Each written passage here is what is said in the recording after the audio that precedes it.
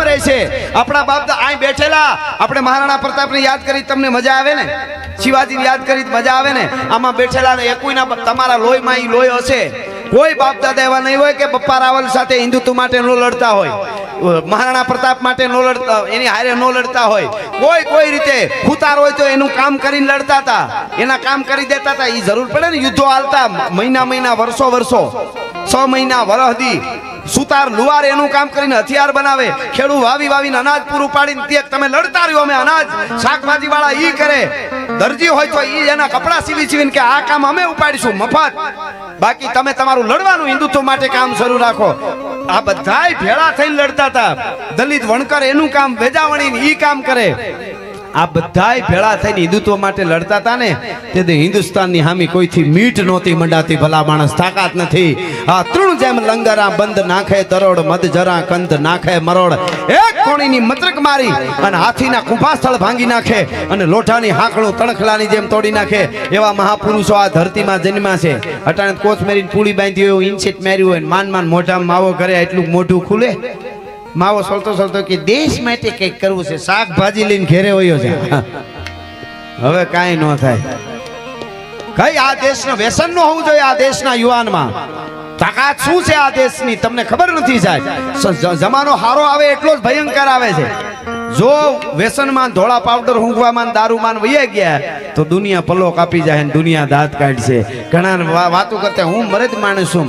આપણી માં રોતી હોય દારૂ પીવાના કારણે, દારૂ આપણે પીતા હોય તો ભાઈનો બહેનનો સંબંધ ન થતો હોય, પછી આપણે કહીએ હું મરદ માણસ, હું સિંહ છું. તું સિંહ નથી, ગોરખોદ્યું છો.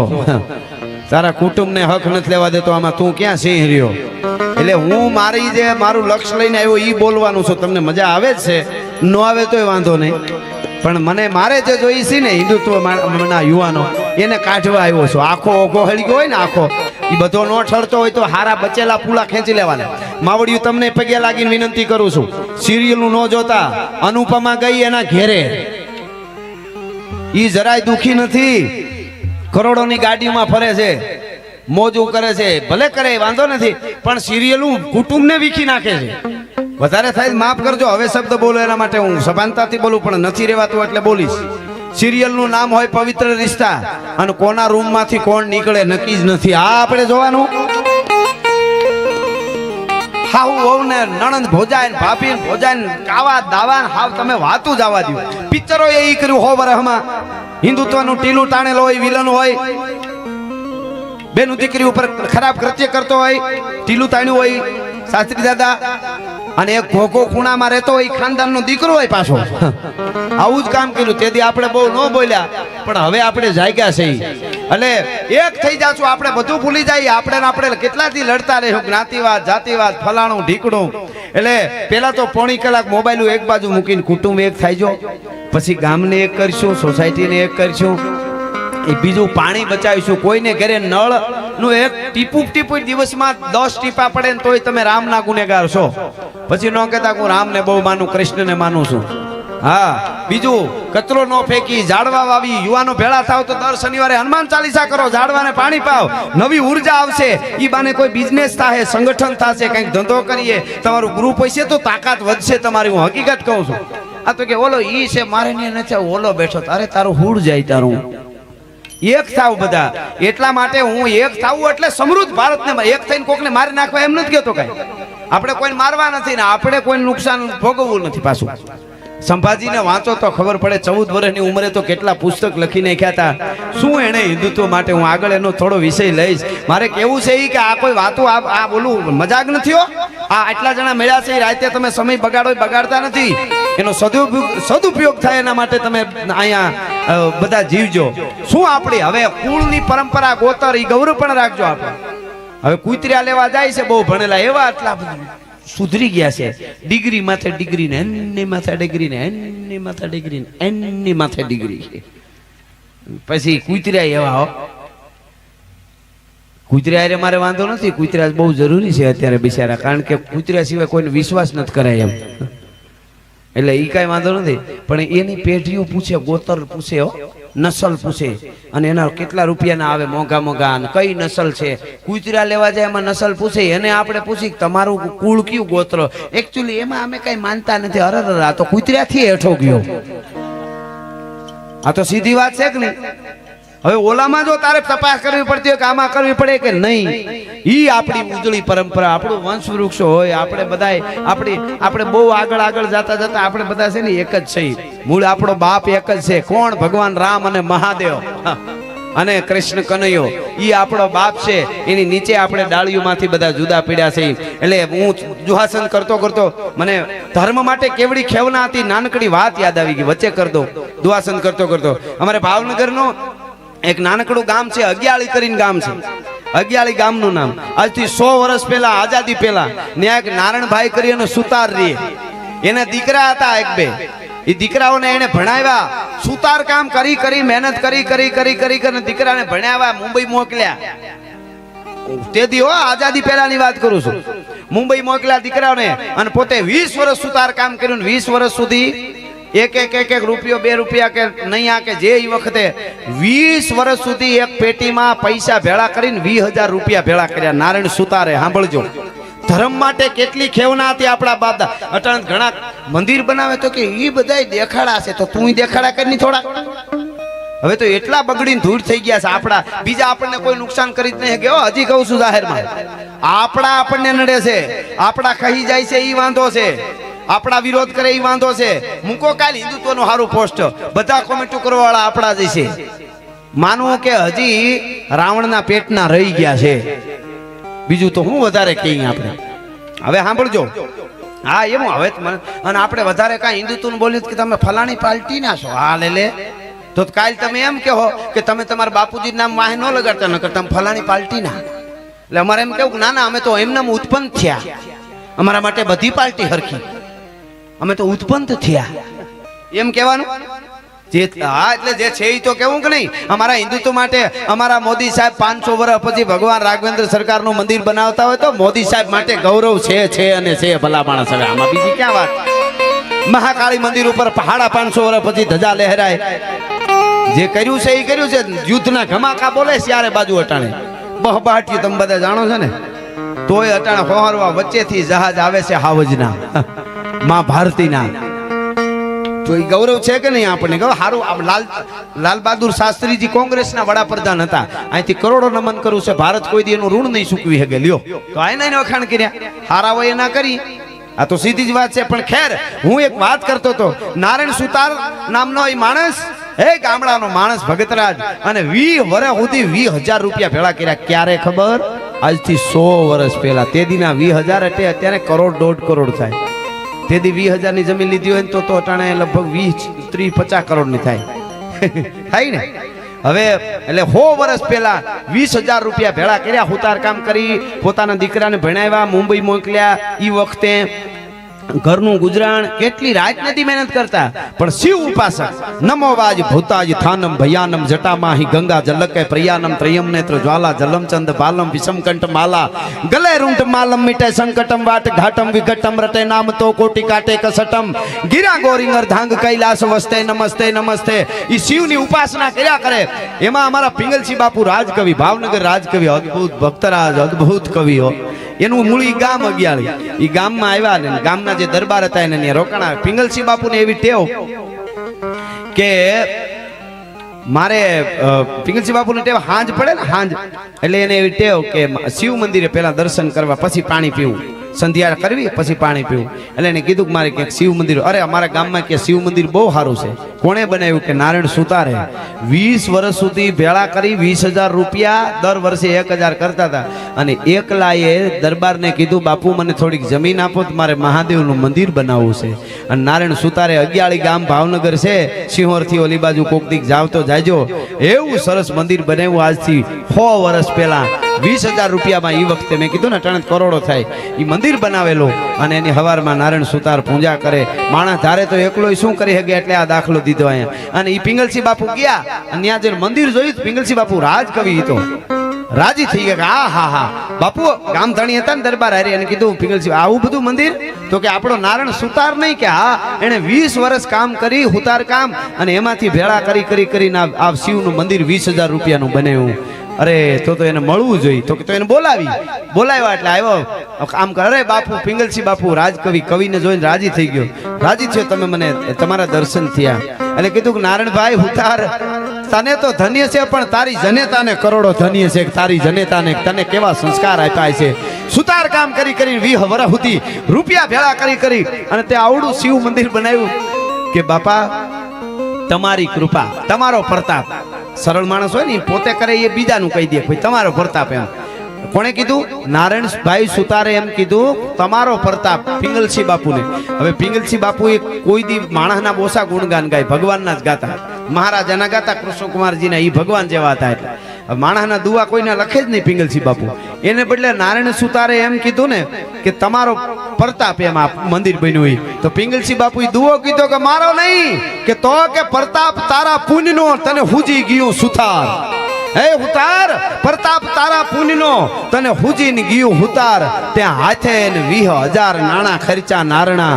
હે નારાયણ તારો પુણ્યનો પ્રતાપ અમારો કોઈ પ્રતાપ નહીં. પ્રતાપ તારા પુણ્યનો તને હુજીને ગયું હુતાર. બાકી ભર્યા મેલીન ભંડાર કંઈક નર નરકે ગયા નારણા. કંઈક ભર્યા ભંડાર મૂકીને વયા ગયા એ તો તને હુજી ગયો. અને હવેની જે વાત કરી છે કે હે નારાયણ સુતાર આ સ્વાર્થનો સંસાર છે. અહીંયા કોઈને યાદ નથી કરતું. તારા દીકરા તને યાદ નહીં કરે વયો જાય પછી પણ તું ત્યાં કામ કરી લીધું યાદ કરે એવું શું? મહાદેવનું મંદિર બનાવ્યું નામ હતું નારાયણેશ્વર મહાદેવ. એટલે એનો દુહો કીધો પિંગલસિંહ બાપુએ કે સ્વાર્થ ભર્યો સંસાર એમાં હગાને કોઈ હગાય સંભારે નહીં પણ તને સંભાળશે સુતાર બધા નરણા કોઠે નારણા. નરણા કોઠે હવારમાં શિવની પૂજા કરવા આવશે ને એમ કે હે નારાયણેશ્વર મહાદેવ એટલે ભેગું તારું નામ આવશે. તને નરણા કોઠે બધા યાદ કરશે. નારાયણ સુતાર તને ધન્ય છે અને ધન્ય છે. તો એ નારાયણેશ્વર મહાદેવની થોડી અહીંયા શિવ તાંડવમાં મારે જેટલા બેઠા ઊભા બધાય 2 હાથ ઊંચા કરીને આવી રીતે માતાઓ બહેનો મને તાલ આપો. શિવ તાંડવમાં 1/2 મિનિટ ખાલી તાલ આપો પછી સભાખરા તરફ મારે જવું છે એટલા માટે બધાય કોઈ બાકી નહીં. હા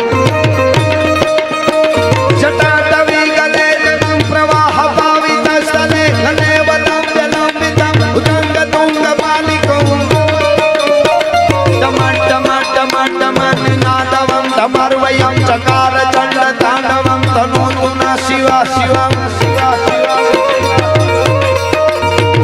જટાકટા હસંદ્રમમ રમમ નીલપનિર્જરી વિલોલ વીચિ વલ્લરી વિરાજમાન મોગન જગત લલાટ પટ કાવતે કિશોર ચંદ્રશેખરે રતિ પ્રતીક્ષણામમ ધરાધરે નંદિની વિલાસ બંધુ રઘુર દિગંત સંતત પ્રમોદ માન સૈ કૃપા કટાક્ષ ધોરણ નિરુદ્ધ દુર્ધરાપતિ પ્રતિ દિગંબરે મનો વિનોદ મેતુ વસ્તુની ધન્યવાદ આભાર.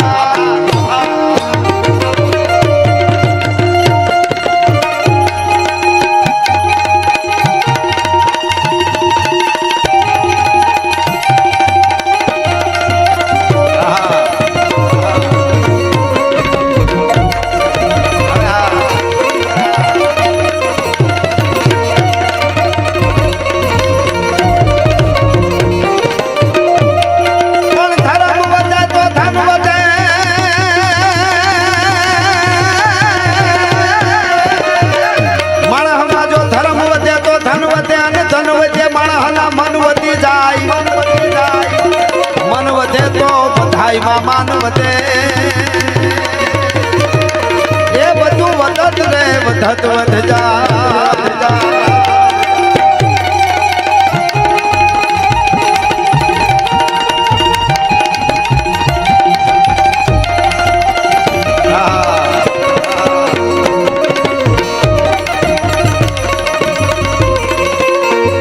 અમારે બાપજી ક્યાં ગયા? બાપજી એ બહુ હિન્દુત્વ માટે દોડે છે કામ કરે છે. બાપજી સતીશભાઈ બાઈ ગાવીએ સંકટા પડે તારવા ચારણા ભેડો નામારા મામણા દિયા બંધારણી નૂર ચાંદ ચારણી પતારે મિયા સુધારણી કવે સારા યુગળા આજ હાજરા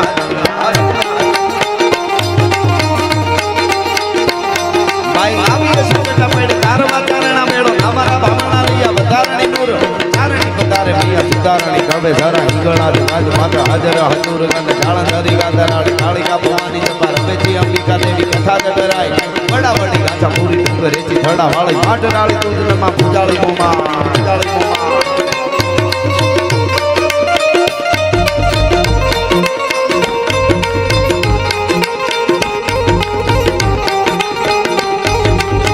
આવો આવો પધારો મારા બાપુ તમારા બધા તમારા જેવા યુવાનો 29 કેસ છે આપણા બધાય માટે પોતાના છોકરા વડા કરવા હાટું નહીં અને તો તાળીયાથી વધાવો એકવાર હા ખાલી કોક આવું કરતા હોય ને હારે નકરા ઉભા રહી તોય ઘણું છે બાકી કેટલાય ગાંગલા જન્મે છે ને આવે ને વૈયા જાય ને અમારેથી કઈ થાય ને અમે કોઈને કઈ કહીએ નહીં તમે ન કહો પણ તમને ઉપાડ લે કારણ કે ધંધો કરી લો પૈસા બધા ભેળા કરી તમે તમારા છોકરાને દઈને નીકળી જાઓ ને ત્યારે તમારા છોકરાનો બોચો પકડી અને તમારું બધું કોક લઈ જશે ઈ તમને ખબર છે આ ઈ જમાનો છે અહીંયા તો કોણ જીતે ગાઢા હુગલે હઠીલા જોત ભૈરાડીની શાન ગાજે ઠાકે ઠંડી દૂધ ઉગે પકોટી ઘટા ટીકે ઠાકે પકોટી ઝડપે ઉપાડે ભગોળ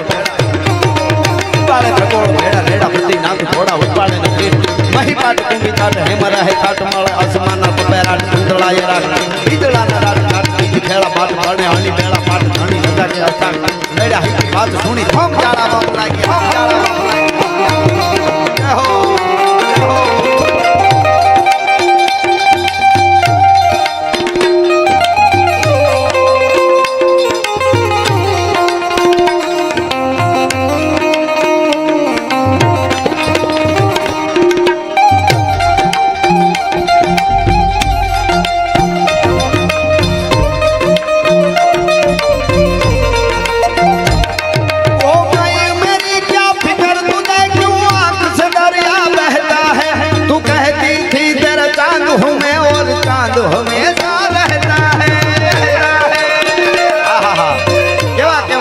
ભગતસિંહ શહીદ ભગતસિંહ તમે વિચાર કરો શહીદ આઝમ ભગતસિંહ એમના જનેતા જ્યારે ફાંસી મળવાની હતી એના પેલા થોડા દિવસો પહેલા મળવા ગયા ત્યારે કીધું કે માં હું મરી જાઉં ને મારી પાછળ આંસુ ન પાડતી હો કે બેટા હું તારી માં છું મને આંસુ તો આવે તો કે નહીં કે કેમ કે દુનિયા જોહે કે ભગતસિંહ જેવો ભગતસિંહ દેશ માટે ખપી ગયો ને એની માં રોવે છે મારી માં રોતી હોય મને ગમે નહીં આ હા હા અને શહીદ આઝમનું બિરુદ એને મળી ગયું ભગતસિંહને કરોડો વંદન છે પણ અહીં બેઠેલા સાંભળજો જેવડું બલિદાન ભગતસિંહનું છે એવડો જેનો ભાઈબંધ અટાણે ઘણીવાર ભાઈબંધની વાત આવે તો ઘણા કે ભાઈબંધ ઓલો ભાઈબંધ કૃષ્ણ સુદામાની ભાઈબંધી અદ્ભુત એથી પરાકાષ્ઠા એથી આગળ કોઈની હોય નહીં પણ આપણે માણસમાં કોઈને કેવું હોય ને તો ઘણાના બીજા ત્રીજાના દાખલા દઈએ પણ ભગતસિંહ અને બટુકેશ્વર દત્ત જેવી ભાઈબંધી કોઈની નથી વાંચી લેજો અટાણે આપણે તો શું છે અમુકને પ્રેમ કરવો હોય તો રાધાજીના નામ દઈએ હા રાધાજી પ્રેમ કર્યો તો અરે તને કાળોતરો કરડે ઈ કોણ કૃષ્ણ કોણ પેલા જાણ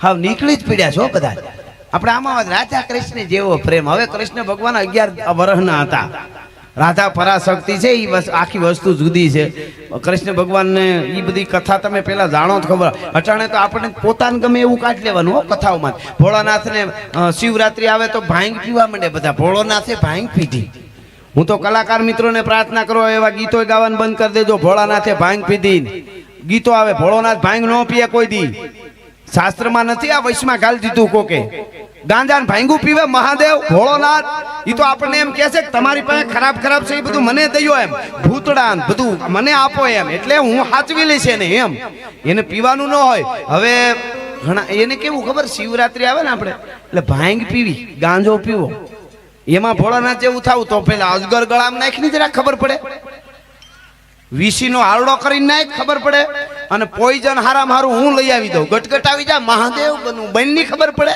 ઈ એટલું જ થાય હવે ઈ નહીં કરું ભાંગ પીવી ગાંજો પીવો પાછા ગીત ગાય ઘણા ભોળાનાથે ભાંગ વાવી નિંદે છે ગુણેશ પાર્વતીજી પાણી વાળે અરે તને કરડે કાળોતરો તારે પાણી વાળવું હોય તો વાળ ને ગાંજો વાવે એટલે વેલા હારે ઉપાડી જાય સરકારના માણસો પોલીસ ઉપાડી જાય એમ તને ખબર પડે. હમણાં એક જણાને બહુ માર્યો ને, પોલીસે મારી તોડી નાખ્યો ને પછી જામીન મળ્યા ને છૂટીને આવતો તો કે મેં જાહેરાત ક્યાંક સાંભળી હતી, RSS વાળા કહેતા હતા ઝાડવા વાવો ઝાડવા વાવો. તો ઝાડવા વાવવામાં એટલી બધો માર કેમ પડ્યો છે?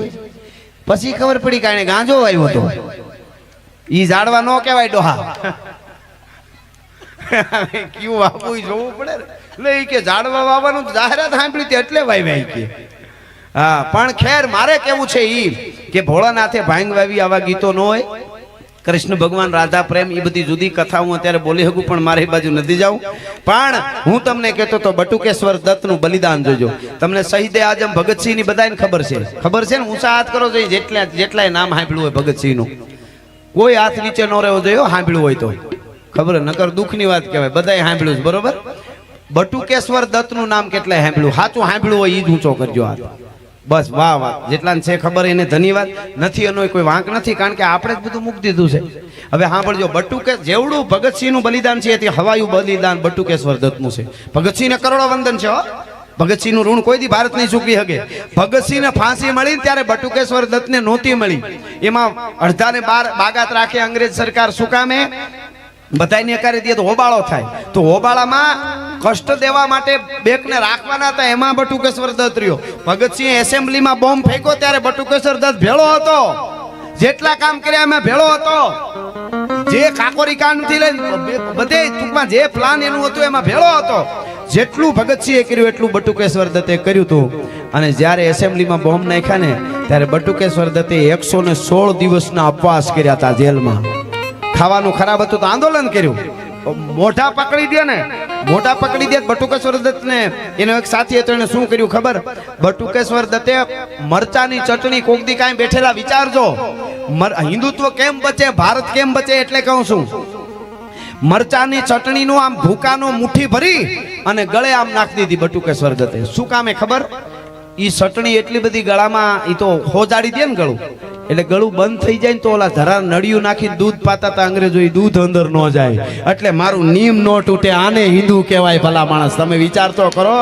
કોને ખબર છે આ બટુકે 116 દિવસના ઉપવાસ કર્યા. છેલ્લે અંડમાન જેલમાં મોકલ્યો. ભગતસિંહને ફાંસી દીધી ત્યારે બહુ રોયો હતો. મને ભેળી ફાંસી દઈ દો, મુજે આપી દે દો. કે નહીં, તેરે કો તો એસા દંડ દેના હે. ભગતસિંહને વંદન છે પણ ફાંસી મળીને જીવન તો પૂરું થયું. ઓલો રીબાઈ 116 દિવસનો ઉપવાસ અહીંયા કર્યો ઉપવાસ. અને પાછો અંડમાન જેલમાં મોકલ્યો બટુકેશ્વર દત્તને. વળી ત્યાં 114 દિવસનો ઉપવાસ કર્યો એને. અને છેલ્લે ટીબી થઈ ગઈ ખાધા વગરની છાતીમાં. એ વખતે ટીબી તો બહુ ભયંકર રોગ કહેવાતો. અને થતા થતા દેશ આઝાદ થયો. સાંભળજો, આપણી કઠણાઈ એ છે, આપણે એક નથી એટલે આપણે કોકનું સારું નથી વિચારતા. આપણા માટે મરી આમાંથી 20 જુવાનડા હિન્દુત્વ માટે કાલે ઊભા થઈને જેલમાં વયા જાય, બધા ઘેરે મંડે ખીચડી ખાવા. એકચ્યુઅલી એવું ન કરવું જોઈએ ને. ન કરવું જોઈએ તો લોહો તારોય કાલે ઈ જ વારો આવવાનો છે. તું શાંતિ રાખ. શિવાજીની વાહે તેથી સેનાઓ ભેળી થઈ મહારાણા પ્રતાપ વાહે. એને એમ નતું કર્યું કે એવું ન કરવું જોઈએ. ખેડૂત એને આ ખેતરોને પાડી નાખતા, આખા મેવાડ ઉજળ થતા. આખી કથાઓ વાંચો તો ખબર પડે. ખેડૂત બધા મોલ હળગાવી દો, ભર્યા ભાજર્યા મોલ. શું કામે? ઓલા દુશ્મનોના હાથમાં ફળ કે ખેતી ઘઉં ન આવે, બાજરો ન આવે એટલે. અને પહાડમાં વયા જતા. પોતાનું લેવા એટલું બધું હળગાવી દેવાનું, કુવા બુરી દેવાના. પાછો ગાળી લેશું પણ દુશ્મનને પાણી ન મળવું જોઈએ. કોણ કરે અટાણે? કોક હિન્દુત્વ માટે કુવો બુરવા જાવ જોઈએ. મારો કુવો નહીં બુરાય, હિન્દુ મારું નથી રહેવું. લે, આ તો બહુ મોટી વાત છે. હું ઈ કહું છું તમને.